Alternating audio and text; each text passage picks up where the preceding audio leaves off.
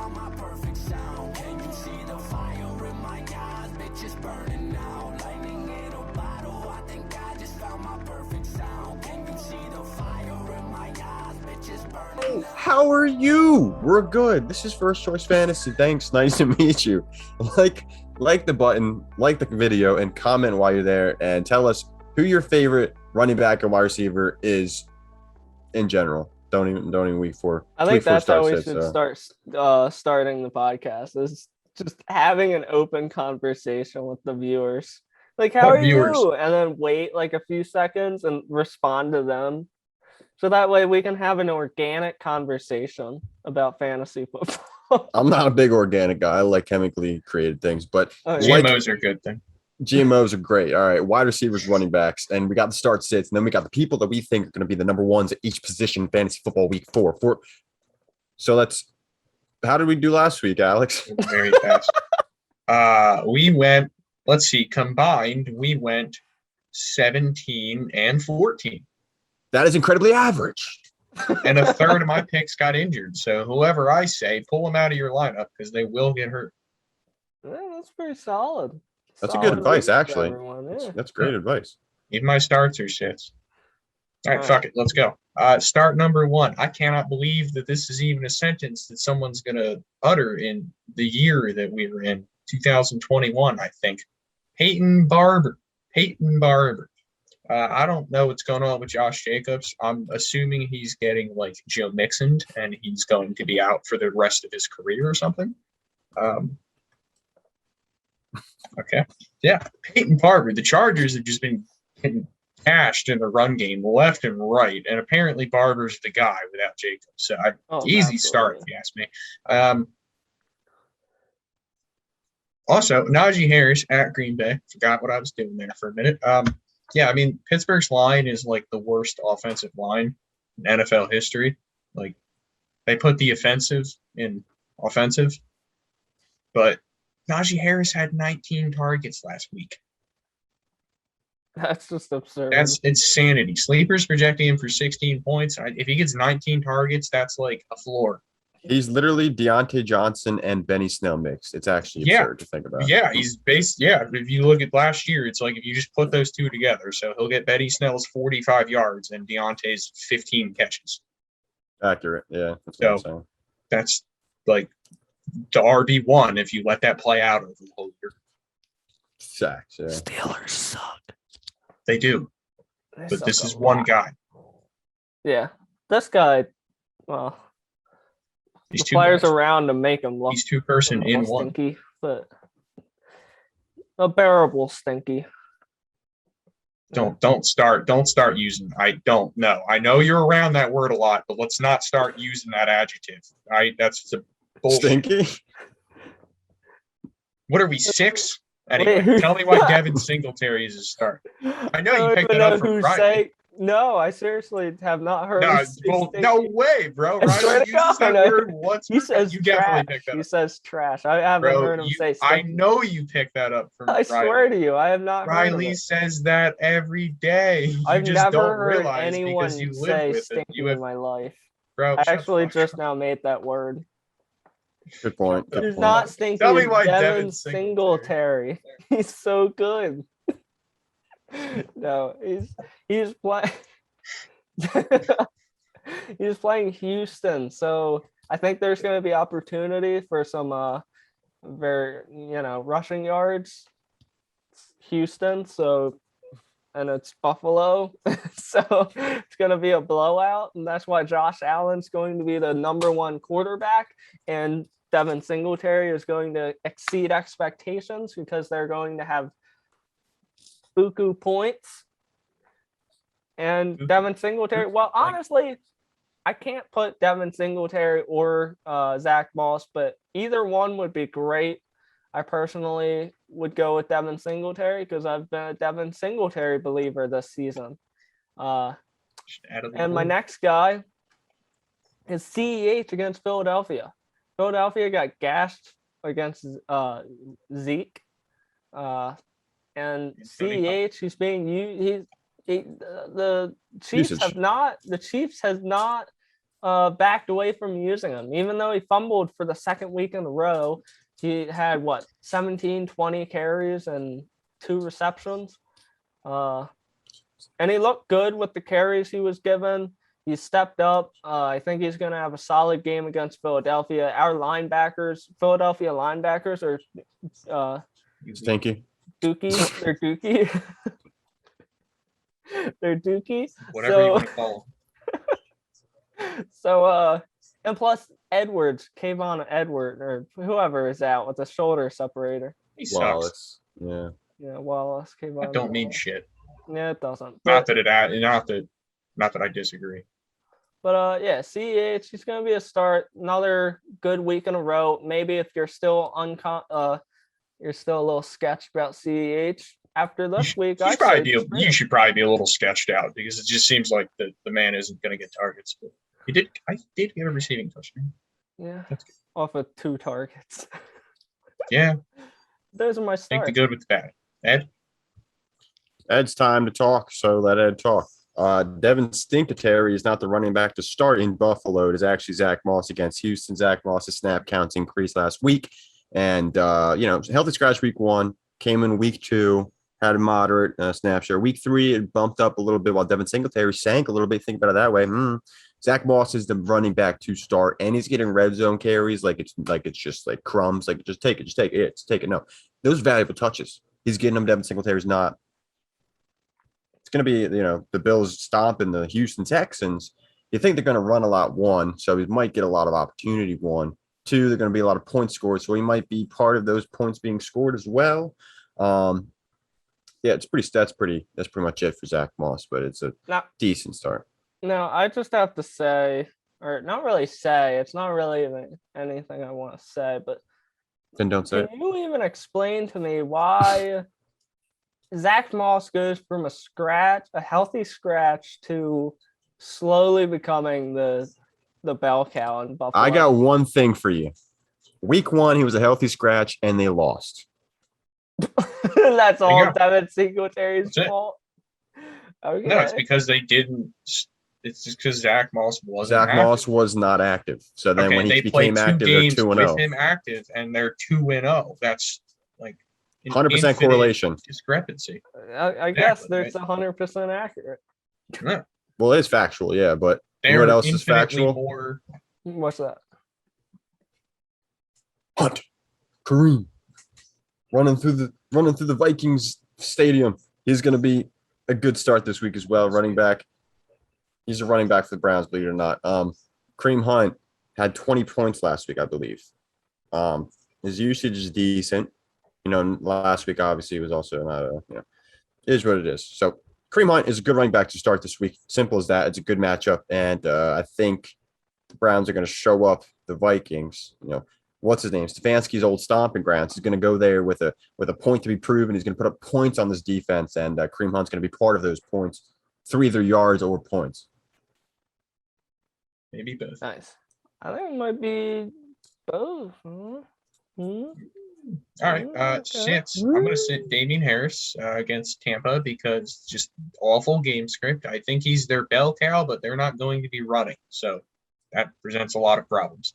And if they are running, he's just going to run into Tampa Bay's ridiculous front 7 that has been the best against the run for the last 3 seasons or some shit. Kind of defies all logic, but here we are. I'm also going to say Saquon Barkley out the Saints because that offense is going to have a rough time. You would know that if you watched the quarterback tight end. No one watched that video. But anyway, if you do want to watch it, it's out there. Where you could just listen to me right now because that offense is going to get slapped by the Saints defense, and Saquon, unfortunately, is going to continue to struggle. All right. Those were solid. I actually was considering Saquon at one point, but then I said, why not have the gumption? Why not go with the main man in Philly who rushed the ball 2 times? Miles Sanders. Miles Saunders. So Miles Sanders, he's going to be a sit because this is going to be a high-scoring game. They didn't use him last week, and that game was kind of slowly out of hand. And I view this game very similarly. However, if the Eagles get the ball first, and maybe they want to control the pace of That's your the only game, hope. That that's the only hope, Exactly. in run my the ball on opinion, the first that drive. Sanders will get carries the first drive, because obviously he's not super efficient as a receiving back. He can be used as one, I guess. So far this year, he's shown that he can be. However, he's not as effective as he is as a running back. He's a great running back. That Fantastic. man's a fucking Averaged monster. 13 and a half yards per carry. Two Yes, carries. he had 2 carries, but Who cares, he had yeah. 13 and a half yards. However, I don't see this being a game script where he's going to get those carries. So it's going to be a set. My next set is a guy who I thought was Dookie, Stinky, Pinky, Chase Edmonds. Honestly, Chase Edmonds. Unsubscribe. Chase Edmonds. I in the beginning of the year, I honestly didn't view him as the number one guy, but he really has showed so far this season that he's been solid. He's been giving you double-digit games every week of this season so far. But not now, He's apparently. getting receiving work. What's that? But not now, apparently. But not now. Not now. He's just not going to. Well, I was explaining why I've grown on him, but yet I haven't grown enough to start him week 4. This is going to be a sit this week because it's the Rams defense. It's going to be a high scoring game. They're going to need to be throwing the ball. It's going to need to be going in D-Hop's hands, and if not, they honestly should give their franchise away, because DeAndre Hopkins is their only chance, because Kyler sucked. I'm just kidding. Everybody, he's just kidding. I don't know He's just what kidding. brought me to that.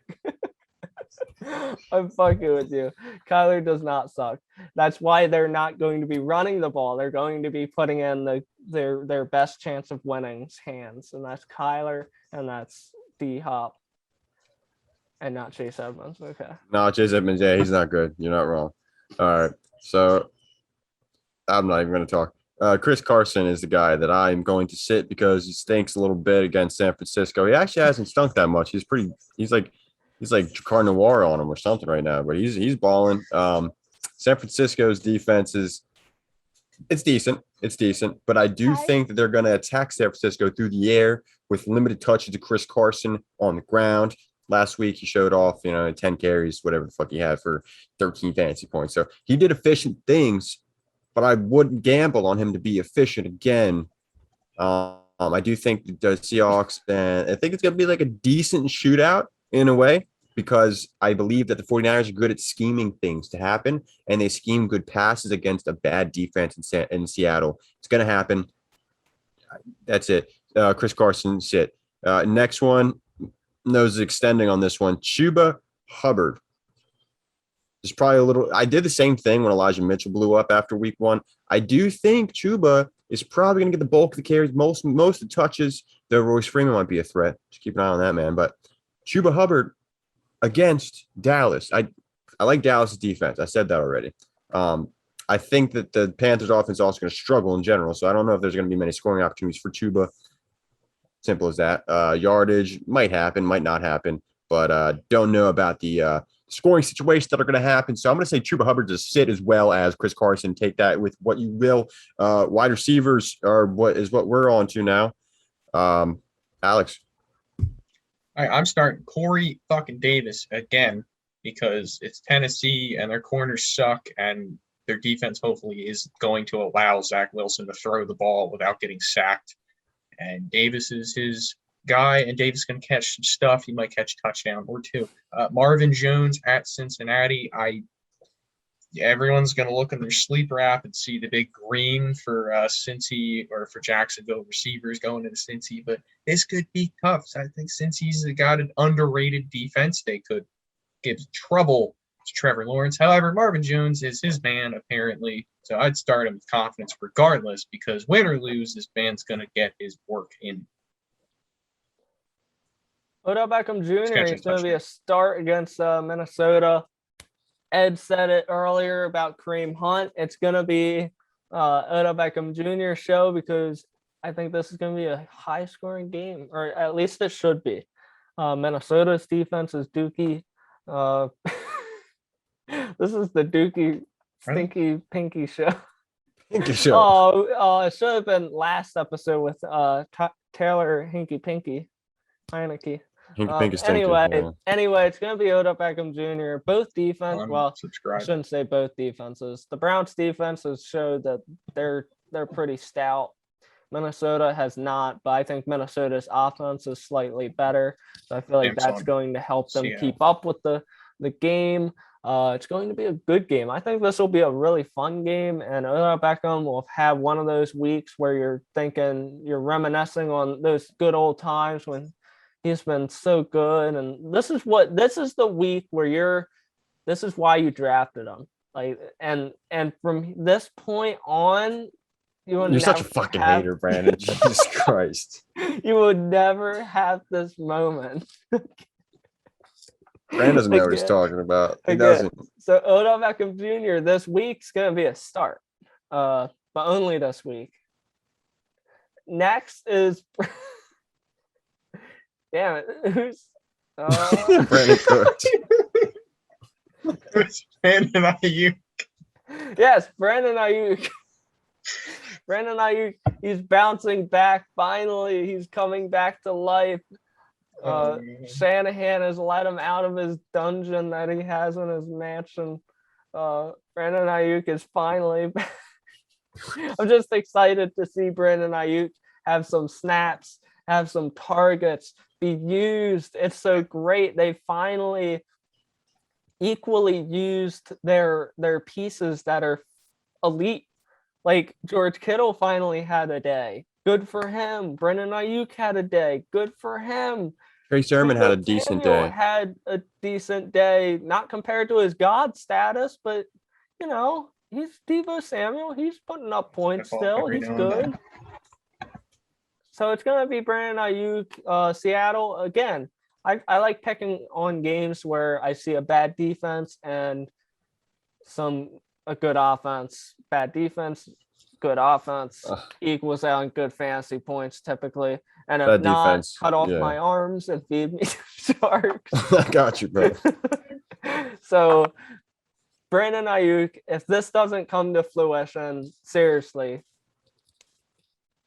we're gonna have issues. Brandon Ayuk's gonna get dropped. We're taking a trip to Florida. Your arms are going in the water. All right. You said it. We're gonna hold you to it. Let's take a trip down to Florida. Cut off some arms. Gators University. All right. Alex had a decent thought process with the Jets wide receiver against Tennessee. I got somebody who is also a Jets wide receiver against Tennessee. His name is Elijah Moore.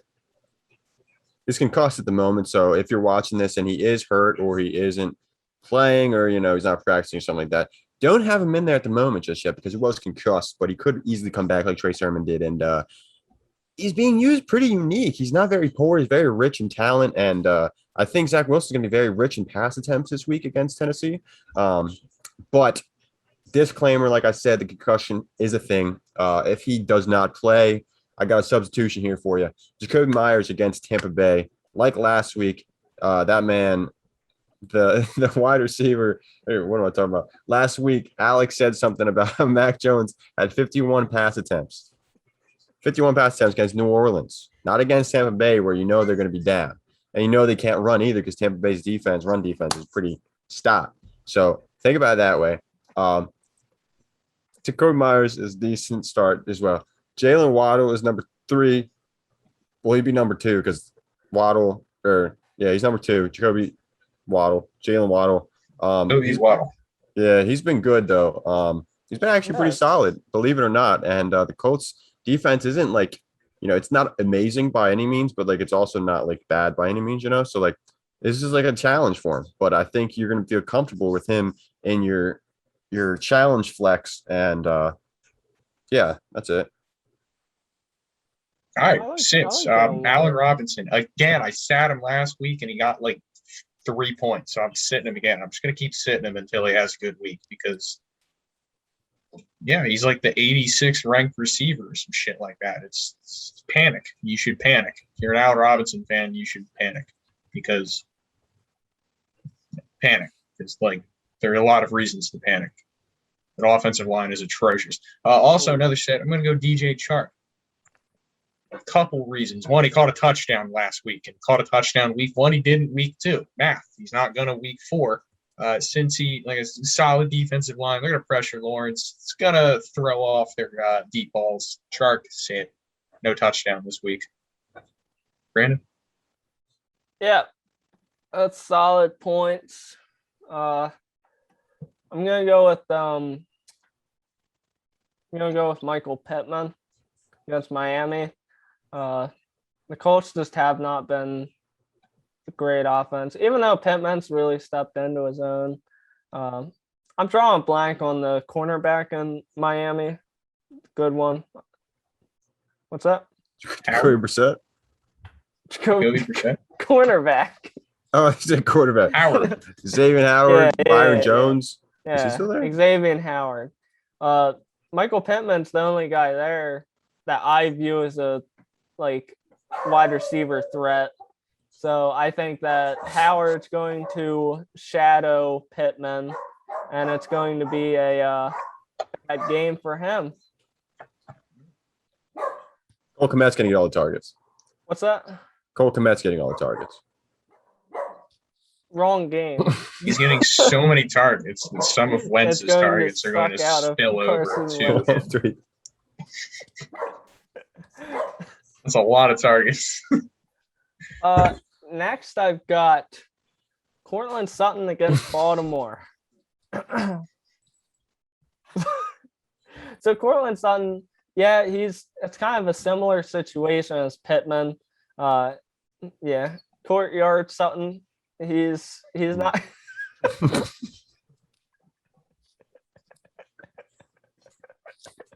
Yard. What? Brandon sat Bridgewater. Now he's sitting Sutton. If you're looking for a deeper meaning in this, then you've got fantasy football all wrong. Stack them on the bench. That's a good stack. Stack them on Yeah, the a bench stack. That's the best type of stack. But it's a similar situation as to Michael Pittman. Just he's pretty much the only receiver other than godly Tim Patrick. Mhm. And Baltimore is a solid defense, as I said the past episode. Two elite They're going to have their defenses. corners followed on Gonna be IR. difficult. All around the field, all around the yard. It's a Courtyard Sutton. Ed, tell me why. Well, you don't have to tell me why Kenny Galladay's is sick. Kenny Yeah, Galladay's an automatic sick. Oh, he's playing against Yeah. Lattimore. Oh man, that's the only guy left there. They're gonna have Bourne. So Brandon had I don't the even know his first name. Brandon had the bench stack of Teddy B and Sutton. Hey, now So I'm gonna have the I like bench it. stack of Daniel Jones and Kenny Galladay. Number 2 is a guy who's he's been kind of out of nowhere, off this world, Christian Kirk. I do think the Cardinals are going to struggle just a tad bit against the Rams, and Christian Kirk is just not. He's very perky, but he's not. So sit him this week, and don't flex him. Sit him against the Rams. Simple as that. Trade him. Trade him. You should have traded him if you didn't. If you Yeah. did, He had a good opportunity now. He just had a Good on good you. week. good point. I'm excited to hear these best running back and best receiver players.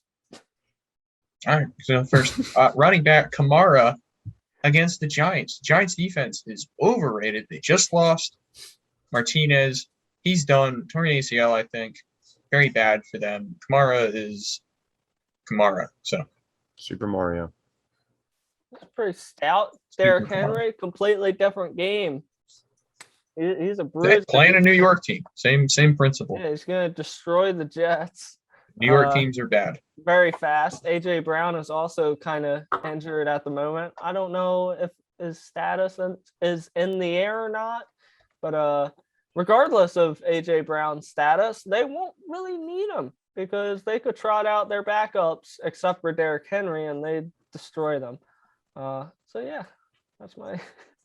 The same goes for the next man who is very good. It's Hire Jonathan Taylor against the Miami Dolphins. He's been pretty bad, but I do think he's going to have like limited. He's been limitedly bad. He's been limited in carries. Limitedly carried. There But this week he's going to be often touched carries him against the Dolphins. Touched. I think he could have a bounce back, like actually like a couple touchdowns. Like I feel comfortable in this week. It's like one of those popped up out of nowhere type things. Like, oh, Jonathan Taylor's actually legit again. And then it's like, it dies down a little bit. So many red zone touches and no red zone touchdowns. It doesn't make any sense. It happens this week, 2 of them. Receivers, I'm going to just keep saying Cooper Kupp until it doesn't happen. The logical part of me says that Cooper Kupp can't catch 2 touchdowns a week for the whole season. And yet, it seems like he's going to catch at least 2 or 3 touchdowns a week for the whole fucking season because Matthew Stafford is looking his way almost every time. And the dude just gets open every time. I don't get it. He's just a monster. He's really good. So it's 10 Jefferso. It's Justin Jefferson's slang name. It's what Denzel Ward's gonna be calling him all game long. 10 10 Jefferso. Yeah, it's gonna be a scary thing for Denzel. He's gonna have nightmares of 10 Justin out there. He's gonna shred him up. Yeah, you know who's going to be shredding? This man who's literally shredded, and boy, who his quarterback likes to take shots as well. Russell Wilson is going to pass the ball a lot to DK Metcalf, and because they traded him away in Dynasty just this past week, I do think he's going to snap uncontrollably to the point where he's going to be the wide receiver 1. Break out of his cleats. And I like it a lot. He might break out of the field. He might start ripping up the field, like because he's just such an animal, man. Kadarius so good. Carrying up the turf. Can't handle his cleats. Yeah. Oh, I didn't. Damn, I missed out. Yeah. Well, I am all in favor of this pick. Yeah. Yeah. Same. There you are. Yeah. I'm not. I like mine. Mine's good. The stinky tin Jefferson. No, he's not stinky. He's not stinky. Jefferson Elite, fun. You're a little smelly. Alrighty. Maybe he is. It's gonna be detracting the cornerbacks. That's a good point. Yeah. Maybe that's some of these wide. Maybe Cooper Kupp just gets really smelly in years. Cooper Kupp just hasn't showered. Now all the quarterbacks are like, "Oh, depressed." Oh. Alrighty. Like, comment, share, and subscribe. This is First Choice Fantasy. Probably unsubscribe. We actually lost 2 subscribers. Don't be telling people that. Ain't nobody watching. 2 more burner accounts and fill their subscriptions. If anybody's watching this right now, I dare you to comment something that is very kind to us. And that's what I dare you to do. And I will give you some chill pills. Like, comment, share, subscribe. This is First Choice Fantasy. Stop putting that offer out there.